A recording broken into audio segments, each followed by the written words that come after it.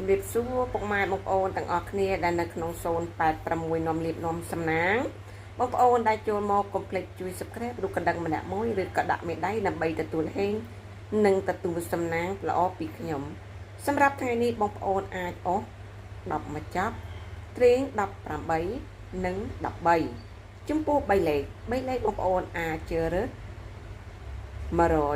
188គុណបងប្អូនអាចអស់108មកចាប់ត្រេង188និង183អ្នកលេងឡូអាចយក188គុណត្រេង18ត្រង់ណាបងប្អូនណាអញ្ចឹង818អត្តភាពប៉ុសបេសេ18គឺជាលេខដែលសំណាងខ្ពស់បំផុតជូនពរពុកម៉ែបងប្អូនដែលនៅក្នុង086សូមឲ្យផ្ទុះហេងសម្រាប់ថ្ងៃនេះឆ្នោតខែ53